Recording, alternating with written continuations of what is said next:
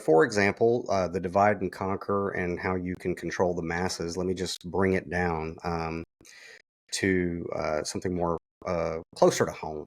For those of you who have followed me, forever, for a while there, I did something called the Wartown Times, where I, tongue-in-cheek, kind of followed local government. Now, we know that your local municipalities and things like that, they're not actually government, they're companies, they're incorporated. Like I reside in Wellston near the fictional corporation of Warner Robins. And when I first did like the first season of the Wartown Times, I would put those little jokes and jabs in there that it was the fictional city or a corpse or a corporation.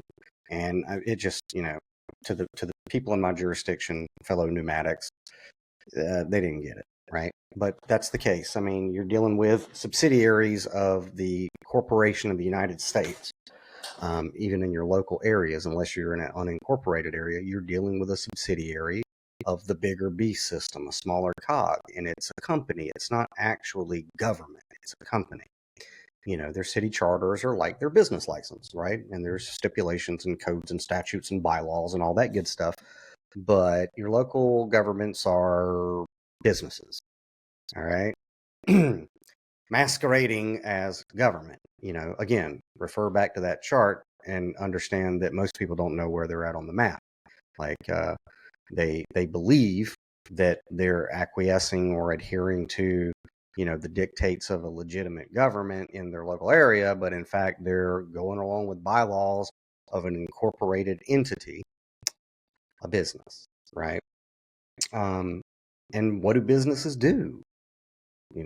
They're there to make money, right? It's about revenue. It's not about protecting your rights or, upholding the Constitution or the Bill of Rights. It's not really what it's about, okay? It's about revenue generation. I don't have to explain that to any of you guys.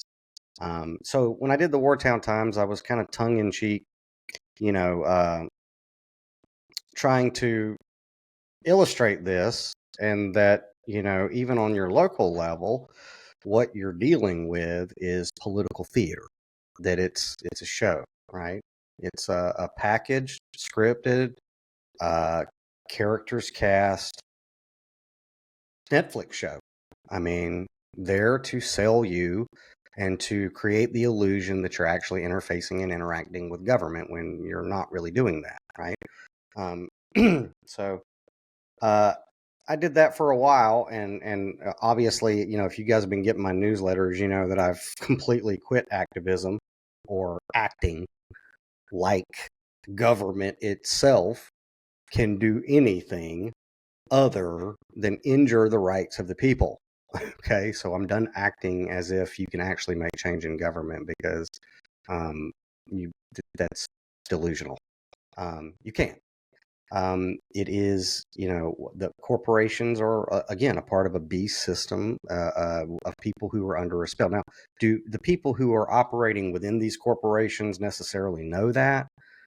I mean, maybe some, but not to the degree that you and I know what's going on. They think that they're actually doing government when they're actually just doing commerce. So, and it goes, again, it's that way in the entire hierarchy of the United States of America under Trump, right? And that is what that is. But they put on a good show. And of course, since I walked away from it, I feel a lot better. I've gotten more actual rest and more peaceful days of, kind of doing what I want to do and living a fulfilled life. And it's not always easy, but regardless. So in the local area, this same divide and conquer kind of thing is going on. Obviously, we all have elections going on right now. And, where I've been assigned down here in the South jurisdiction, my fellow pneumatics. Now, let me preface. I believe, as the scriptures teach, that all of this illusion is a spiritual matter, and that we are dealing with powers and principalities and forces that are in the unseen. I've been studying spiritual warfare since I was a kid, and my interpretations of the scriptures, which are kind of clear, is that when you're dealing with politicians or anything like that, kings, queens, all that good stuff, you have forces in the unseen, like the angel and the demon, that are behind the scenes manipulating and influencing each politician. And then you have, powers and authorities over regions of areas, right? This is a biblical teaching. This is not far-fetched. I don't think that people around my jurisdiction get it quite as much as they should, but they should. There are forces behind anyone put in places of power, where they got some stuff whispered in their ear one way, or trying to encourage them towards, I don't know, the right side of that scale we were talking about, towards freedom and liberty. But nevertheless, I digress. In this realm, it's all political theater, right? It's a show. And in this jurisdiction where I'm at, one of the tricks that the entity around here has played over these people for a long, long time is the divide and conquer tactic of racism, right? It's very, very, what's the word I'm looking for? Fermented around in the South. And, when I say systemic racism around here, I know that it bounces off a lot of people, or they don't quite drill into what I'm talking about as deep as they probably should. I'm talking about systemic racism in that the system itself is operating in a manner that is detrimental to people based off of certain demographics. Okay, the system. That does not mean that every individual operating within that system would identify as a racist. Like, a lot of them probably wouldn't. Most of them probably would not identify as a racist that are facilitating, enabling, encouraging, and empowering a systemically racist system. They're just doing their job, right? They're just a guard down at your local private prison. They're just, they're just a law enforcement officer that's, doing their job because the laws that are on the books, the codes, the statutes, and the acts are the law, and I'm just doing my job, right? And that's what most people think. But the systemic racism, I've been observing, the people around here for maybe 3 decades, and it's very cogent. And how it manifests is, you have, unfortunately, a group of people with a mindset that goes back a long way of, I don't know, people farming, or, I call it modern day slavery, but people farming. And how that works down in the South is that, melanated people down here, minorities, they undergo an enormous amount of oppression from the system. It's almost like they don't have a leg up at all.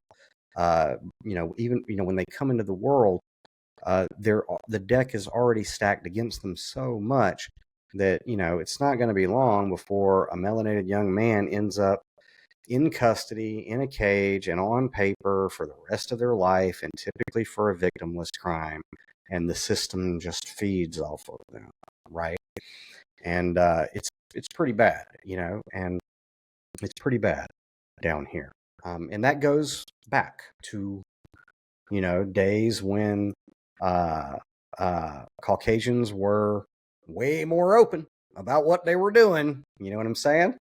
But they're still doing it. They're just doing it with some wordplay and some statutes, codes, and acts and ordinances. But it's still going on, the people farming. And but when that had to kind of change, verbiage had to change. And so, it's kind of like that Poltergeist movie. When it comes to this stuff, they move the tombstones, but they don't move the bodies, so that's why you got the haunting going on. And so the people, the natives around here, their perspectives change, and a lot of them wouldn't think that they were racist because of, well, put it to you this way. A lot of Caucasians in this area don't think they're racist because they have melanated people assimilated into their systems and their structures. Okay. Like if I go talk to Southern Baptist Church, an incorporated Southern Baptist church around here, most of the people there would believe because they have, some melanated people that they've assimilated into their culture and into their church and into their way of life, that they're not racist because, hey, we got some melanated people here. The same thing goes for within, your local government. Hey, we have, assimilated melanated people into our fabrication that all of this is actually the supreme law and actual government. And so we're clearly not racist, right? And they don't understand that if they are facilitating a system that is oppressing, melanated people and, generating revenue off of their life, your hands might not be so clean.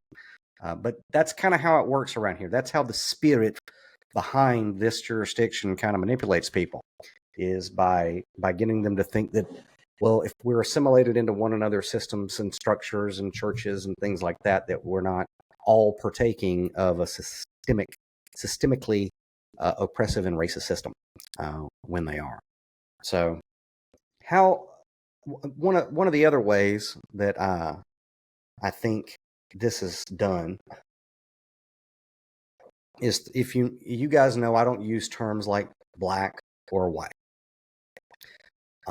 They're dumb, they're disempowering, they're dishonest.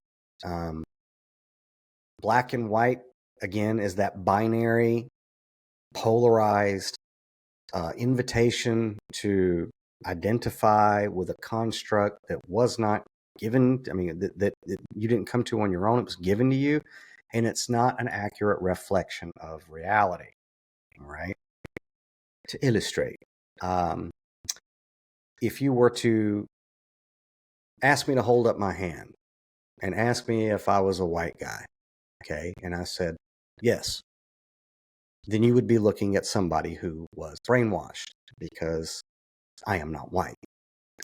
If you were to ask a melanated man to hold up his arm and ask him, are you black? And if he said yes, then you would be looking at someone under mind control, because he is not black. So I hear black and white and I think of a chessboard, and that means that somebody is moving the pieces around on a board in a binary simulated battle for royal people, black and white, black versus white, divide and conquer. Which is why, the energetic charging of terms like white power or black excellence, it's like, what? Like, these are untruths, right? Everybody is a shade of brown, at best. Maybe I should have Archer do a culture scale, but people are not black and people are not white, but people are adamant about using these terms, and that's the reality and that's the paradigm. Just like that political scale with Democrats and Republicans, they feed the energy of a false paradigm and then wonder why things don't change. Well, you can only think in the words you use, man, I guess. So there's that. Now, that's how it kind of, the powers that be and the unseen really keep things under control down here. And, that's sad. It's sad to see. It's sad to be around and watch it play out. But,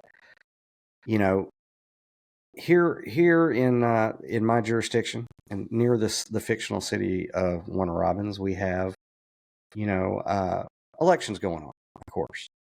And thank God I've retired from political activism, because it's, oh my God. But I am paying attention to what's going on around here.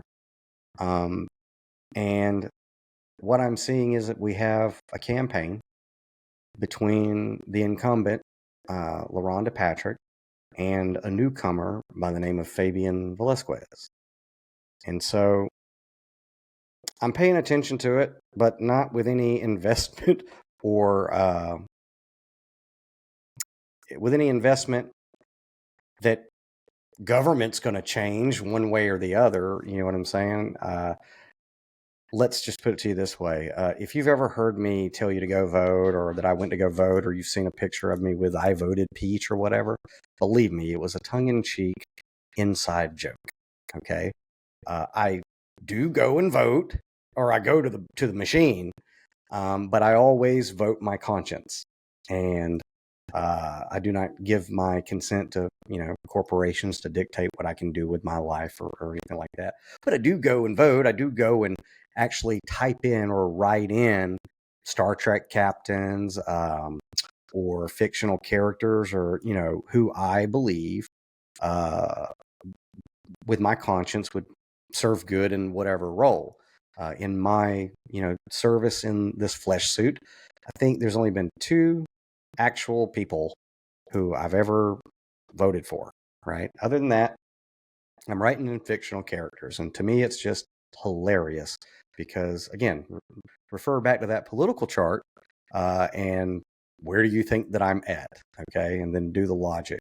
So, but it was, like I said, it's funny to me because government's always going to be government. So, I don't really get caught up in the divide and conquer thing, and I don't do the lesser of 2 evil thing. That being the case, in this election with Fabian Velasquez and LaRonda Patrick, I'm watching it, and again, with no emotional investment or endorsement or anything like that, I'm watching it for what it is, a Netflix show, right? And what I'm seeing in it is more of this stuff that Dietrich Bonhoeffer was talking about around here. Okay, now let me explain. It is very, very obvious what the system around here wants, which candidate they want in there. From the play pretend government system and the elected officials to the local media around these parts, to debate organizers and different event organizers. It's very obvious that the system really wants the people to choose the incumbent, LaRonda Patrick. Now, I supported LaRonda Patrick when she ran 3.5 years ago or whatever. I thought, hey, this is kind of cool, right? Wow.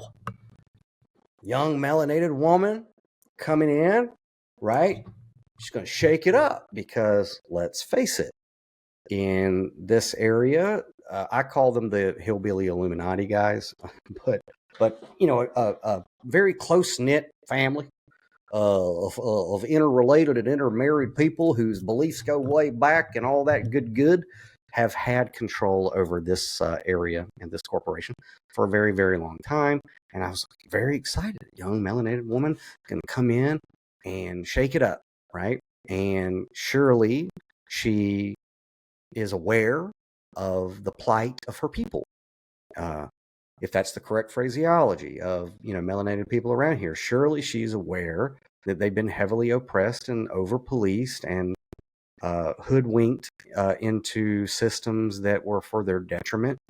And she would get in there and reverse this or slow it down or deconstruct it or something like that.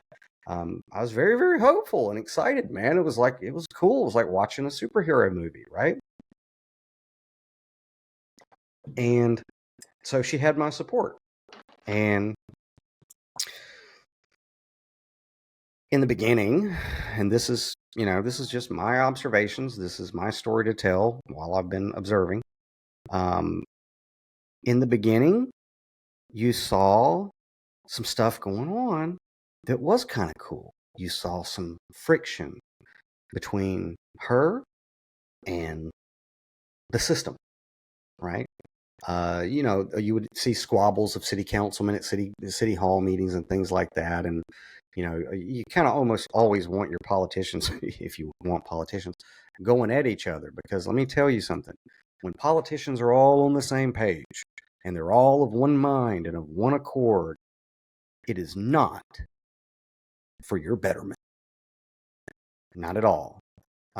So in the beginning, that's kind of, it was cool because you saw some friction going on and some pushback and everything like that. And then over time, this changed. Like if you turned away and then looked back, the song completely changed. And how it changed is, now all of a sudden, all of these city councilmen in this area who are supposed to be representing, allegedly, according to the video game, representing certain, posts and all that good stuff, which all have different interests and whatnot. And so there was some conflict. In 3 years, now they're one big happy family, one, big team.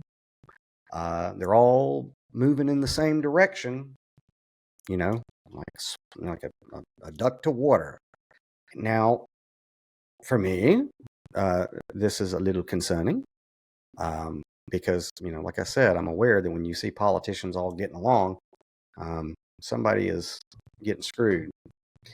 And it's typically we the people in some way, shape, or form. And over time, that's kind of what happened, is I saw them assimilate into one thing. Now, this episode is not going to be about the flock thing. I may do another expose on the flock surveillance system, mass surveillance system, but I'm pretty sure that you guys who have been my longtime subscribers, you already know that the flock surveillance system and mass surveillance of this magnitude with AI and facial recognition and sound detectors and tracking and tracing and databasing you everywhere you go is one of the most abominable, horrific, abusive, unlawful things that you can institute in your community. If you want to know more about that, you can go to the Downloaded Content YouTube channel. I have a playlist called Orwell Was Right, Flock and Mass Surveillance. You can, go through the clips of previous podcasts I've done where I have ad nauseum explained the horror of instituting the flock system in any community. And again, I may put another video together or another episode together where I drill into it a little bit more, but it is horrific. It's like some stuff that George Orwell would piss his pants, man. And it's all done under the guise of safety and security and crime prevention. Okay. Well, for one, as our founding fathers said, if you sacrifice liberty for security, you will get neither, right? It's not a good idea. Not to mention, security is an illusion anyway. Nobody is secure. So you guys know that what this flock system does is, basically it's violating your Fourth Amendment rights, amongst other things. You have, it's searching and seizing every person that comes through its grid without a warrant, without due process of law, without probable cause. And now they shift it with wordplay. They shift it with, word games on that, and they'll use statutes, acts, and codes to, gaslight you into thinking that they're not invading your privacy by tracking everywhere you go and everyone that you meet. And now they're able to not hack, but they're able to tap into your social media and your ring lights and create this God in the digital realm, watching you and tracking you all over the place. And they'll tell you it's for your safety. Okay. Let me remind you that peace and safety is the war cry of every tyrant and dictator that has ever walked this planet or ever will. For you good fundamentalists, you know that that's what the Antichrist offers, right? Peace and safety. But it's not. It's the all-seeing eye of Ahriman, and it's hooked into a unempathetic AI system that can do all kinds of horrible things, and that's what it is. So like I said, if you want to know more about that, go to the Downloaded Content YouTube channel, look up the Orwell Was Right playlist, and keep your eyes on your inbox. I may be putting one more little thing about the flock system together. It's horrible.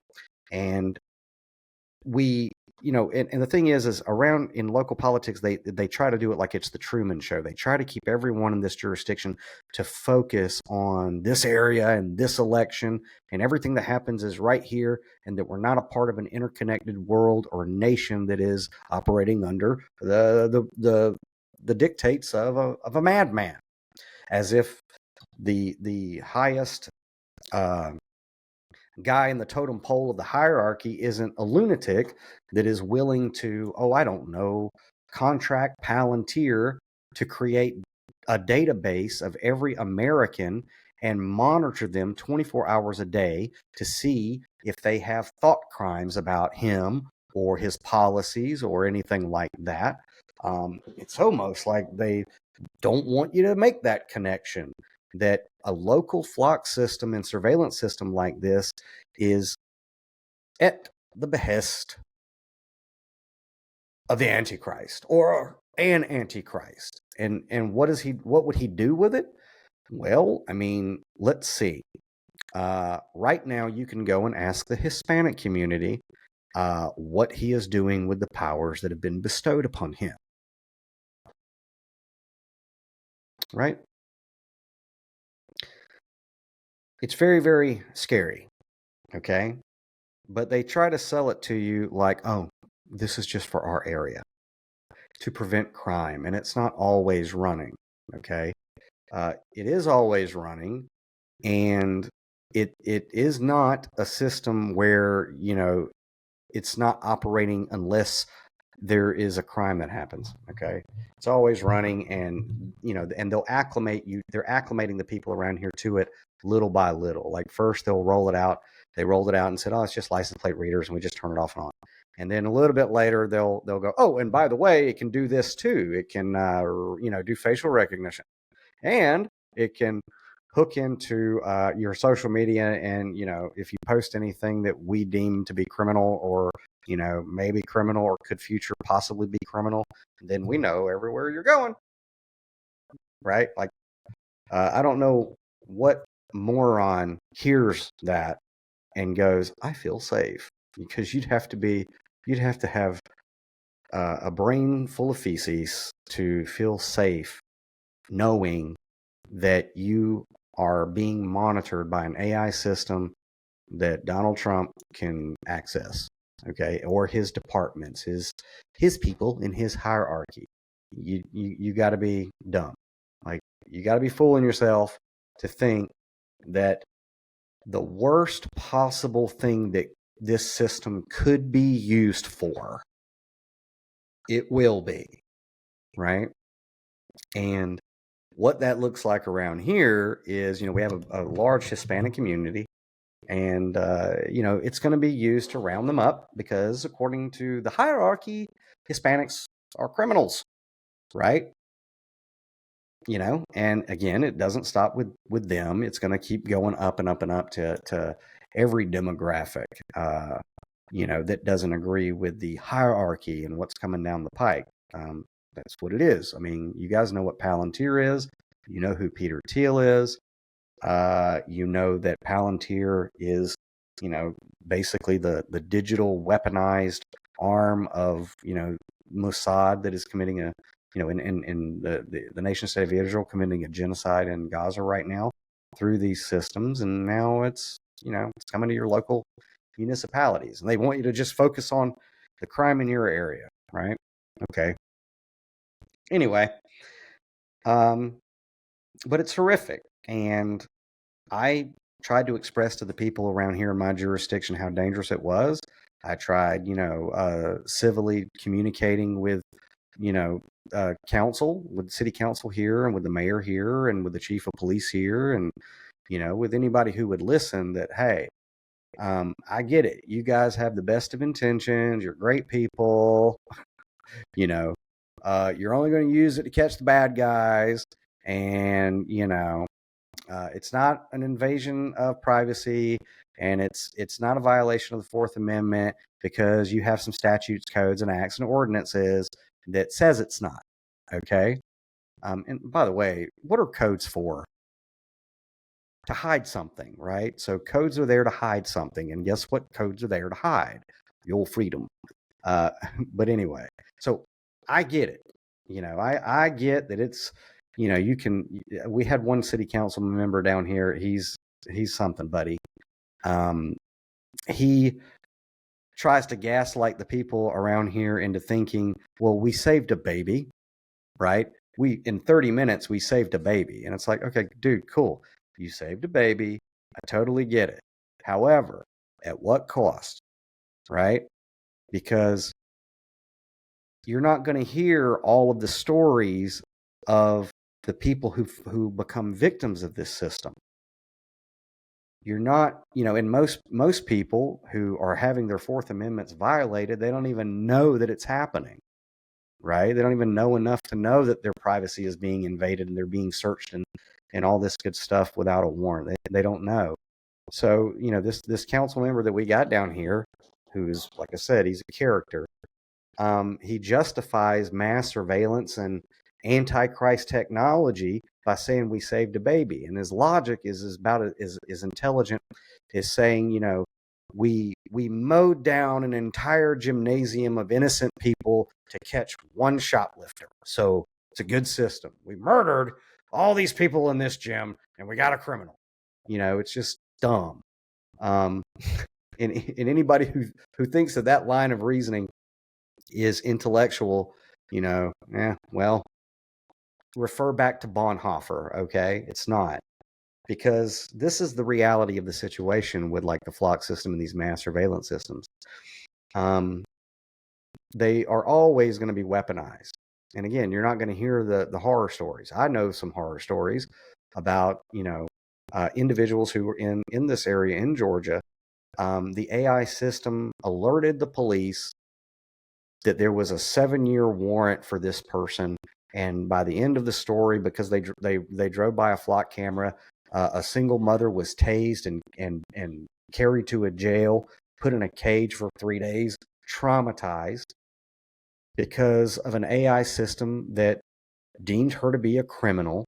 And then law enforcement officers showed up with no empathy, no human whatever. They just were told by this AI system, hey, there's a warrant, we're here to take you to a cage, and then horror ensues.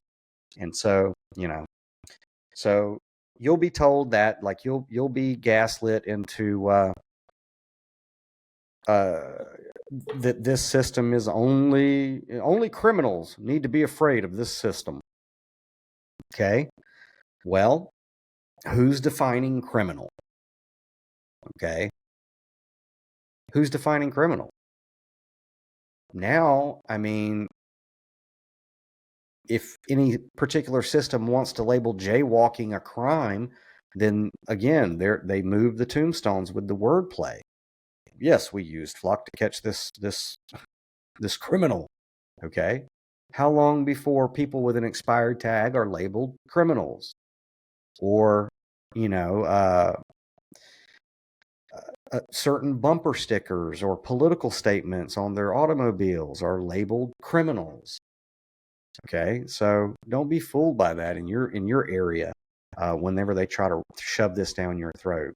Who defines criminals? Well, ultimately, in a hierarchy, Donald Trump is going to define who a criminal is, and then everybody who is facilitating the horror going on in our country will follow orders and allow him and all of his Gestapo to access these systems. So you have like again, in my area, you have our local representatives that are selling this to the people, and they're not really giving them the full scope of what this thing is and what it can do.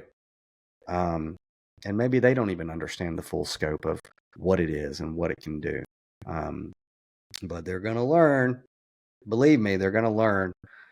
So that came up. And during this election, this was something that the system's candidate around here, LaRonda Patrick, is really, really putting out there and touting as if it's a wonderful thing. Now, let me say, she's getting a lot of recognition for it, a lot of accolades, a lot of awards and all that good stuff, a lot of people praising her for it. And great. I mean, I guess that's great, but it wasn't her idea. It wasn't city council's idea. Okay. Smart cities and the smart city agenda goes back to the earliest I remember hearing about it was 1992. Everybody knows Project 2025, but go look up Agenda 21. Okay. It's a United Nations thing where this stuff has been planned for a very, very long time, with smart city, sustainable development and all these fancy words for let's create a digital prison and a mass surveillance grid. So it's again, when you're outside of the theater and you're looking in at it and you're like, these people think that they came up with this flock camera stuff, and they're patting each other on the back like they did, and they didn't. Go look up Agenda 21. This is something from up on high that has been trickled down, and you have active participants putting it up in their own communities, in their own neighborhoods, saying it's for your peace and for your safety, when that's not really what it's going to be used for, and we all know that. And where it can get even more dangerous is like in the instance of the fictional city of Warner Robins, is when a government starts to go broke, when its cash reserves are shot, as the fictional city of Warner Robins. It's busted, man. My fellow members of the Illuminati around here inform me that the city is, well, let's just say that its expenses greatly outweigh its revenue. Okay. So that means there's a bankruptcy coming forth, maybe, but basically the fictional city is busted, man. It's broke. And the reason that is bone chilling is because when governments go broke, guess what they do? Governments go broke. They turn against the people every time. Human resources, right? To generate revenue, right? So they do desperate things, governments, these zombie corpses. They take all their tools and they turn it against their own people to generate revenue. And how you do that is you charge taxpayers property taxes and all these other taxes to put people in cages that typically have done no crime. Or there's no victim to any of their crimes. Okay, they're codified crimes, and so that's a real quick way for an entity to generate a lot of revenue. Is just fines after probation, after put them in a cage. It's pretty bad, right? And so that's what is going to happen around here. Hopefully, I get out of here before then, but that's what's going to happen. I mean, the fictional city of Warner Robins is broke. Now they've got this massive surveillance system that I think they're telling people that, oh, well, we didn't pay for it, or the people didn't pay for it. And I'm like, they're gonna, trust me, they're gonna pay for it in ways that they're not quite ready for if they don't wake up and do something about it. Nevertheless, that's the state of affairs with that system. And again, this episode isn't about the flock thing, but it's a horrific instrument of oppression that is being sold to these people. And I'm looking around and I do feel very much like Dietrich Bonhoeffer. Like, what is going on with the collective stupidity about this and the blinders that this system isn't going to be used by a maniac, because it is. I mean, it's not like it's a conspiracy theory, guys. You have masked men abducting human beings on the streets of America. You have troops in major cities and more to come. You have political assassinations. This stuff isn't far wonky anymore. Trust me, the last thing you want to do is give that maniac any more tools. Okay. And again, like around here, they're trying to sell the people on, well, we're using this and we are good people. Cool. When Daddy Trump comes to take it away from you and utilize it, guess what you're going to do? Nada. So you have sold out the people that you say you represent. And it's a sad, sad state of affairs. It's very heartbreaking, which is why I don't put faith in politics, is because if you do, these people they will let you down in the very, very least. Mangle the intent of what they're there for to the point to where it's unrecognizable. And so that's what's going on here, And I'm watching this race, and I can tell that the system around here really wants LaRhonda Patrick to get it. And how I know that is, they have not been very polite to the newcomer, to Velasquez there. They've, again, that's for another podcast, but it's very obvious that the deck is very much stacked against this guy. And I do know that he has publicly stated, Velasquez, that if he is elected, he will reverse course on these flock cameras. So he's publicly stated that. And so the people around here do have a choice on whether or not they're going to go that way, or they're going to go with LaRhonda, the incumbent. And, so I guess we'll find out what happens there. Again, I don't have a horse in this race. I don't have a dog in the fight between either one of them. It is kind of cool that Fabian Velasquez has publicly said that he would come back on this tyrannical instrument of doom. But then again, I know how the system works, and I know how spiritual warfare works. Who's to say if he were to get elected that, like I've seen before, he gets in there and shakes things up in a little bit, and then not too long after swearing in, some very prominent people from up on high come into his office and look at a picture of his family on his desk and go, it's a very good looking family that you have there, Mr. Mayor.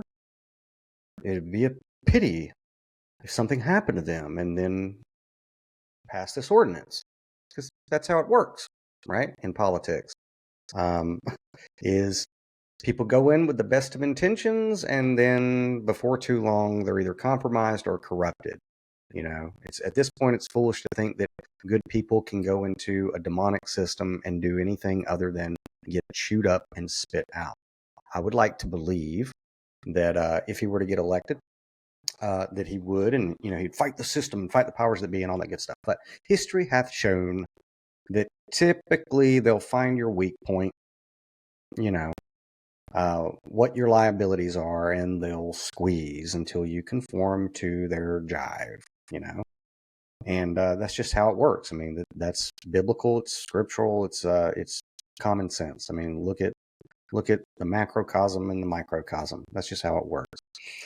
And again, like I have seen it, for example, like getting back to the councilman, Bibb, with the flock system. They tell you that they're good people. They have integrity. They're only going to use it against the bad guys. They're only going to use it in the instance of a crime. However, like with Charlie Bibb around here, this guy, now I haven't seen the video, but people have told me about it at one city council meeting. He openly stated that people who are not citizens don't have the same rights that he does. Okay. And, we heard that same line of garbage when they were throwing people in Guantanamo Bay, saying the same thing that, oh, well, we can torture them because they're not Americans, so they don't get the Bill of Rights. And it's like, that guy is he's committing, I mean, in my opinion, he's committing treason. Our founding documents say the opposite. Okay. It says we hold these truths to be self-evident, that all men are created equal and endowed by their Creator with certain unalienable rights. It doesn't say citizen, it doesn't say Baptist, it doesn't say any of that. It says all men. But you have a guy who has that belief in his head, and he has access to flock. Okay, either through through some of his cronies. I mean, and look, and I'm not anti-police. You people know that. I'm not a fuck the police kind of guy. I believe in individuals, but bad apples are everywhere. We know that. But like, we're talking about a city council guy who called police on a political opponent over political signs and almost had the guy thrown into a cage over a $1.25 political sign. And this is somebody who, through any kind of medium, has access to flock and defines who a criminal is when he doesn't even believe that all men have unalienable rights. Right? That's scary. That somebody who thinks that way has, through any channels, access to the flock system. So, imagine what people in power can do with political opponents if they have access, or anybody on their payroll has access to the flock system.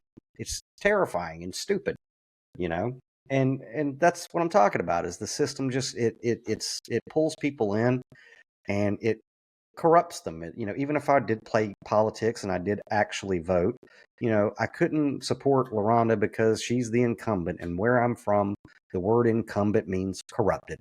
And that's just because the minute that somebody is they're taken from we the people and put into a place of power, they're immediately detached from the reality of everyday life of real people.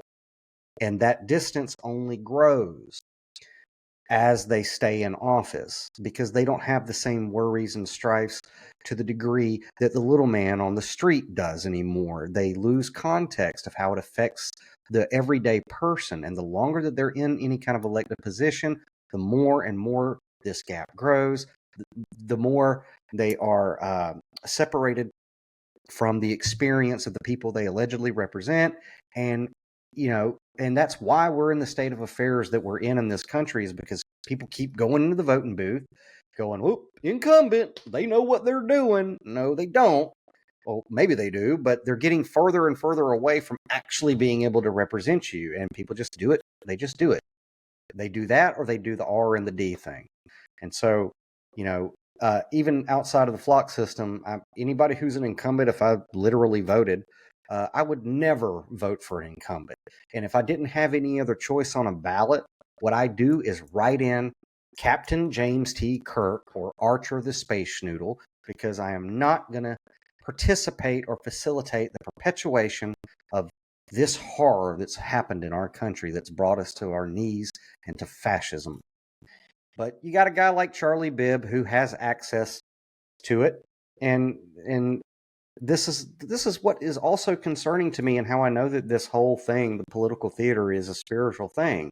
Because, in his example, like me watching it like the Netflix show that it is, because it's a Netflix show, and I don't think that the people who are in the Netflix show know that they're characters in a Netflix show. They actually, that's what makes the best characters. They really are engrossed in their character, and they don't really realize that they're in a theater, but the only difference is what they act out on their stage affects everybody around them, unfortunately.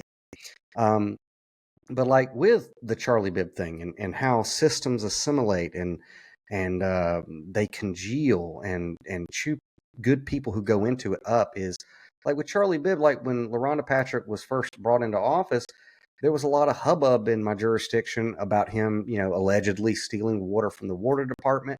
There was a lot of people who were mad about that. A lot of people who wanted to see some kind of justice about that.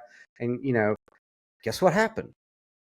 To my knowledge, nothing. Nothing happened. And then later, when he was up for re-election, there was a guy who I actually interviewed, Ellis Carter, who was running for his post, who, again, if I bought into the theater and that government can actually do good, I believe that Ellis Carter actually would have went in there to represent the people and would have listened and would have, really thought about what he was sacking and, voting on and all that good stuff. And when that election happened, it was a big funny story around here. Charlie Bibb allegedly broke their code, statutes, acts, and ordinances by going into a voting premise when he wasn't supposed to. It was on video. It was on camera, all that good stuff.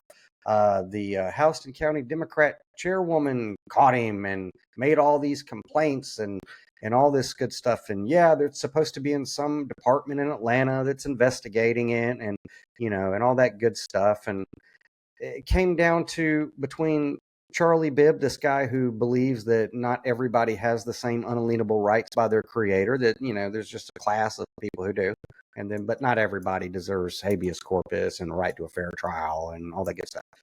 That guy, in the election, it came down to a matter of one vote. And he's sitting there today because of one vote, and he had violated their own rules, allegedly, by going into a polling place when he wasn't supposed to, campaigning and all this good stuff. And it's wild because I'm sitting here and I'm like, all right, let me check the game rules of, how it works around here. And in the fictional city of Warner Robins city charter, there are punitive measures that could have been taken by these people's local representatives and council members and mayors and city clerks and city attorneys and all that to get that guy out of there. And nothing happened. Right?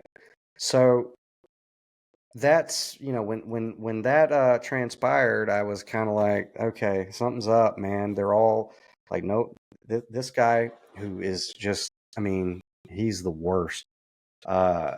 When he's just getting away with everything, kind of like another guy that we know about, and nobody has the backbone around him to stand up and say, this is wrong and we've got to do something and we have the ability to do something. It's right here in our city charter, and they don't. Okay? They don't. And it brought me it brought me a lot of heartache, because if I were in any position where I had to work with that guy, if I heard somebody say that not everyone, and I'm paraphrasing, maybe like when I do my next episode, I might bring it up. I haven't watched it yet. I just read it in an article. If I heard somebody who is on my team or in my family say, nope, due process of law and habeas corpus is only for certain people, then I would have done something about it. I would have said something about it, because it's not right, it's not lawful, it's not moral, and it's not ethical to believe that or perpetuate that myth or try to spin that off like it's the truth. But I saw nothing. And the reason why is because government's not your friend. Play pretend government's not your friend. It's all going back to Dietrich Bonhoeffer's analysis of collective stupidity, right? Collective stupidity. We just go along to get along and play by these stupid codified rules that have gotten us to where we're at. And so that's kind of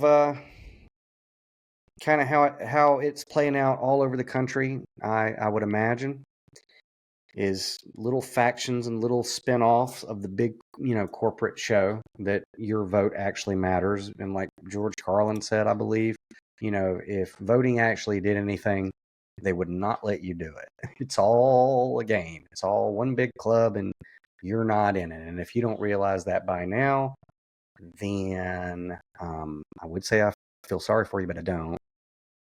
So anyway, I mean, and the other thing is this is look, and I know LaRonda on a quasi personal level and everything. I think she's, thinks that she's doing the right things, that her heart's in the right place and all of that.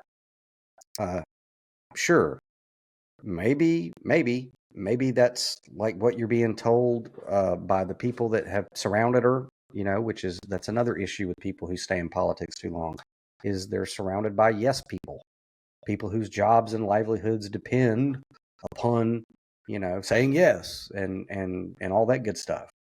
But ultimately, when there's an environment of cohesiveness on ideas like Charlie Bibbs around here, that, the Bill of Rights is only for a certain amount of people or a certain elect amount of people. Well, I don't know, man. I think that it would probably be best to re-examine what you're there for. And so, I think that it's all one big theater that is being played on the world stage. I think that there's a lot of spiritual warfare behind it. I think that, systems have entities that have long lifespans and long attention spans, like it. And with the whole collective stupidity thing, it's like this. It's like with LaRonda being in office, it's like historical, around here. First elected female melanated woman. And it's like, that's great. That's wonderful. Okay. Absolutely wonderful that history was made and this has never been done before. And I can appreciate it. And then you go, but, like with the melanated community, I'm sure that they overwhelmingly support her because of this monumental feat. And I'm certainly not taking anything away from that monumental feat. However, why is it monumental? Well, it's monumental because of the stuff that we don't like to talk about around here, which is that the reason it's monumental is because around here in this jurisdiction of mine, systemic racism has been the prominent driving force for a very, very, very, very long time. Nepotism has been entrenched for a very, very, very long time. People within systems of control who have been there and have passed it from, one generation to the next, facilitating this people farming that we were talking about. That's why it was a monumental thing, right? That a young melanated woman came to power in that environment. And then in 3 years, she managed to turn it all around after hundreds of years, 248-ish, of that power structure operating with impunity. You'd have to be naive to believe that that's the case. I love a good superhero story just as much as anybody else. But no, it's highly, highly improbable. What's more probable is that, like I said, the system assimilated.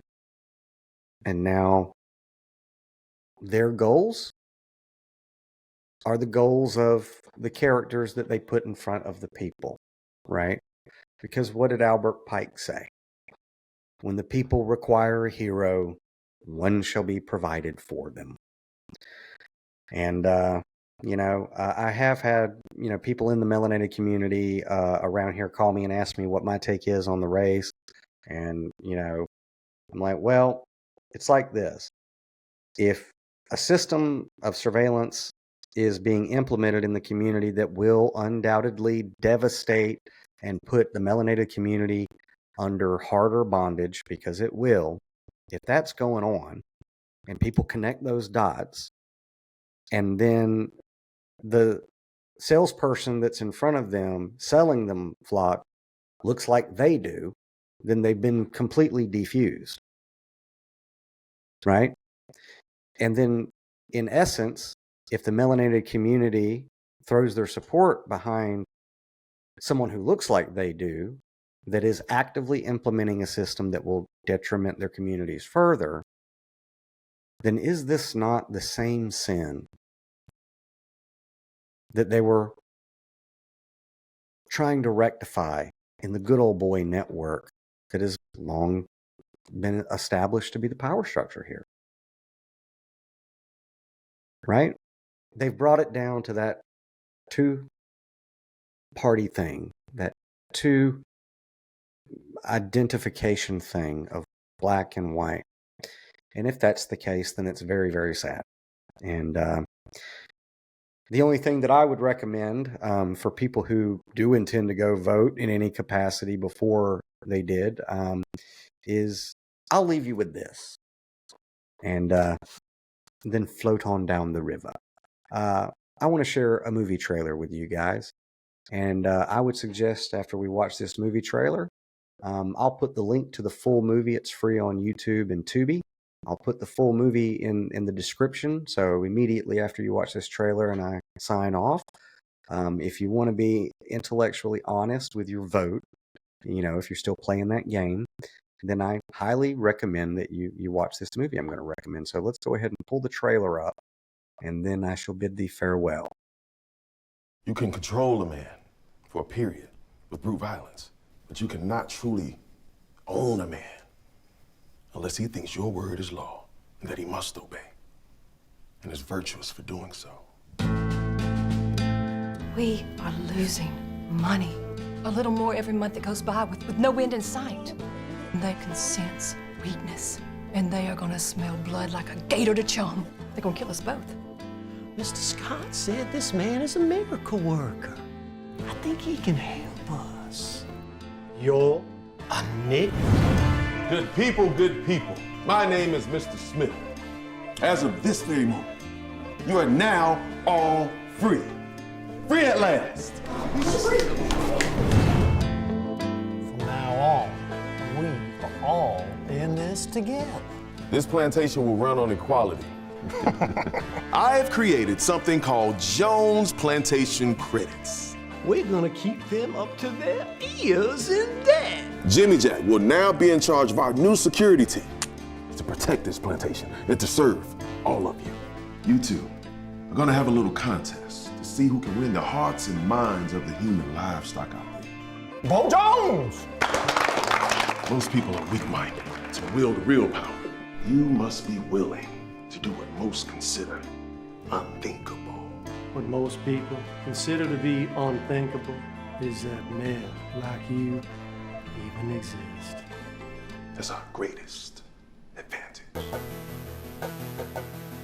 As free people, we work together for mutual benefits, pledging our love and loyalty to the plantation. We are not free. I ain't no slave. They have tricked you into thinking that choosing your own master is the same as being free. You offer them a truth that they don't want. They want to feel safe. There's a dark thing going on in this plantation. Justice! Every man deserves freedom, but freedom isn't free. I'm Nathaniel Jones, and I approve this message. God bless you, and God bless this glorious...